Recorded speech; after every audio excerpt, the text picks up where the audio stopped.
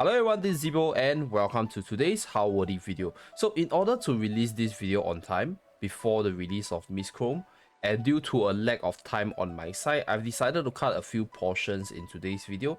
So number one, I won't be talking about the story because if you're interested in Miss Chrome, you actually unlock her and then find out more about her backstory. So I'll skip that. And the other one is the stats analysis because there's some stats changes to some of the units and I didn't have time to actually arrange the numbers. So I won't really do a stats comparison, but I'll just talk about her stats briefly and how it will affect her within the meta itself. And the next thing that I'm gonna not show too much is obviously the arena gameplay, because I haven't been playing a lot of arena, so I do not have a lot of footages to showcase. So I'll just talk about my thoughts about her after using her for a bit, as well as looking at how other players use her in their respective videos. And without further ado, let us start today's video to see how worthy is number 9 Miss Chrome potentially. Now, if we look at the stat line for Miss Chrome, I think it's not super amazing. Her attack, her HP, they're all below average.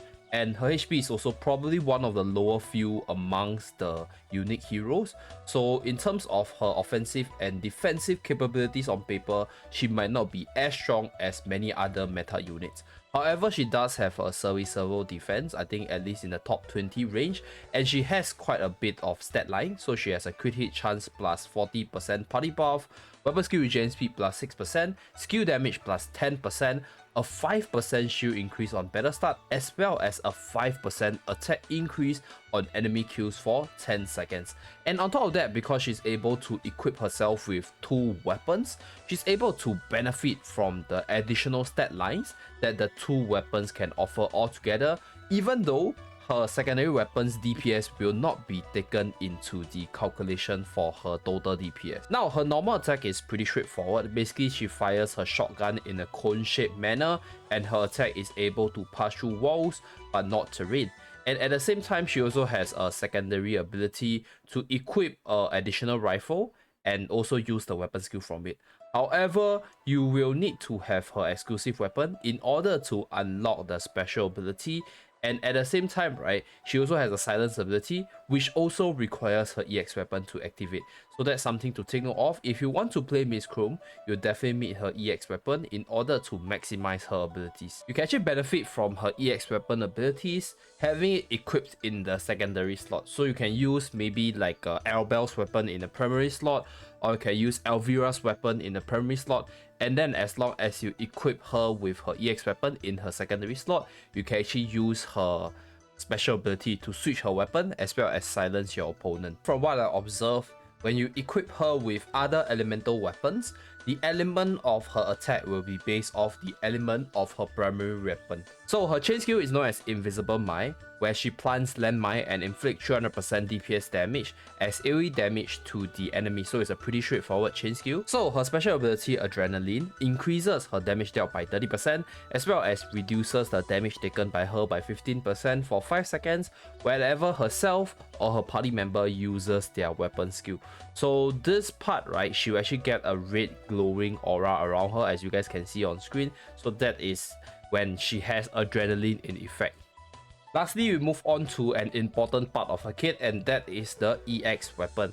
So her EX weapon allows her to deal 100% DPS damage on hit and silence the target to prevent them from using weapon skills for 2 seconds. So this skill has a 5-second cooldown, which means that it has a downtime of 3 seconds. However, if you can time this ability at the correct timing, you might be able to stop your opponent from using the weapon skill and then turn the tides of the battle. So that's the interesting part of a kit. However, in most cases when you are just trading normal attacks, this ability might not be that fantastic because you can't really gauge the cooldown, and it might not activate at the time where your opponent has their weapon skill active. And the secondary ability, which is the Hidden Punk skill. So this Hidden Punk skill allows her to use the weapon skill of the secondary rifle, and it reduces the damage dealt by the weapon by 50%, and only 30% of the status ailment will be applied. So there's also this when used, weapon skill regen speed increases by 2 seconds. So what this means is that maybe after you use the weapon skill of your primary weapon and switch over to your secondary weapon, which is supposedly at 0-second cooldown, it will get a 2-second cooldown. So you can't really spam 2 weapon skills immediately. You have to use 1 weapon skill, switch out weapon, wait 2 seconds, and then you can use the second weapon skills timing. However, if you continuously switch between the weapon skills, or rather switch between the primary and secondary weapon, you'll realize that there is a 2-second cooldown, which means that her weapon skill becomes relatively spammable with this ability. So looking at the Colosseum side, we don't really see a lot of Mischrome, and that is very understandable because Mischrome kit is very player control centric. So if the players are able to time their skills correctly and switch out weapon and then use weapon skills correctly, they are able to maximize her capabilities. However, that cannot be said in the Colosseum as it's controlled by the AI, and at the same time she doesn't have anything super spectacular in her kit to warrant her use in Colosseum itself. However, her silence capabilities can actually be really good in the future if she does have a really good team support. So being able to silence your opponent's leader from using their weapon skill or delaying the usage of their weapon skill can be pretty detrimental in the Colosseum. But right now, it's just that, you know, the meta just doesn't fit her yet, and she has this potential which could be further explored in the future. Now, in terms of PvP, I have a mixed opinion about her. In terms of the 3-3 side, I think she's amazing because her ability can be procced pretty consistently as long as you have a teammate using a weapon skill. So this will maximize her damage boost as well as damage reduction abilities. Within the arena itself, I think she's not bad. The ability to silence people at the correct timing and then chain them has a lot of room for counterplays and stuff, but that's in theory. In actual battle, I think you do require a lot of stats in order to make her work, such as, you know, max rolling your secondary weapons stat lines, right? You want to get like the maximum 20%, 15%, 18% on your secondary weapon, and then get really good damage as well as good stat line on your primary weapon in order to maximize her damage output. So in a way, she's a uber stats dependent unit. You need a lot of max rolls in your exclusive weapon as well as accessories in order to make her work, because she's not super tanky, so she doesn't survive long enough if you cannot maximize the defensive stats, and she doesn't deal amazing damage because her attack stat is only 920, so not super duper high. So you need to max out your skill damage as well as your attack percentage stats in order to maximize her potential. Okay, so one thing about her EX weapon skill that I forgot to talk about is that it usually chains in 2 weapon skills if your opponent stands on the spot. However, the EX weapon, as you guys can see on the screen right now, can be relatively immobile, so it doesn't mean that she have a chain initiative even if she has a lower cooldown with her weapon switch ability, because number one, her secondary weapon only deals 30% status ailment, and the best weapon to go with her right now is either Arabelle's EX weapon or another weapon with an injury status to maximize the chain potential.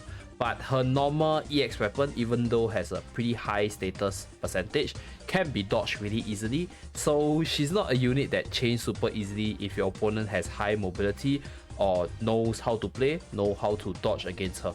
So next up, we talk about the PvE aspects. Like I mentioned earlier, if you have sufficient stats to maximize her damage output, I think she deals a pretty substantial amount of damage as a leader within the guild raid.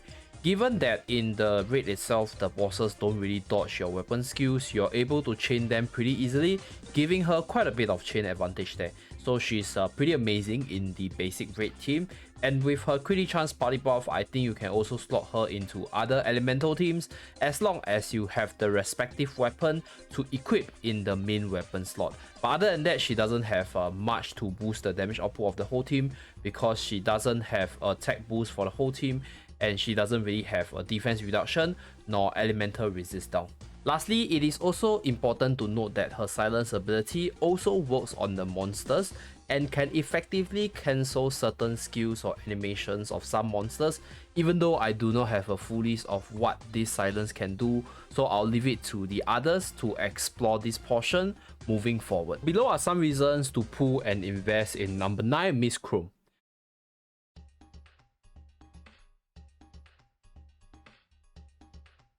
So how worthy is Miss Chrome potentially? I think Miss Chrome can be an amazing unit if you have the sufficient stat lines to back her up. You also need a maxed out role for your primary and secondary weapons to make up for her mediocre base stats.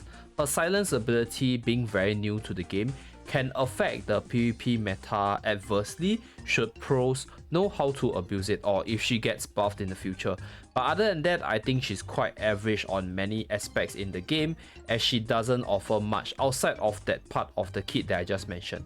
So she's not a must-have unit in my take, but definitely a unit that has a lot of outplay potential and you can definitely pull for her if that's something that fits your taste. Yep, and that's pretty much it for this video. Comment down in the comment section below if you'll pull for her when she's released on the global server as usual, and remember to like and subscribe in order to see more how worthy videos from the channel, and I'll see you guys again in my next video. Bye guys.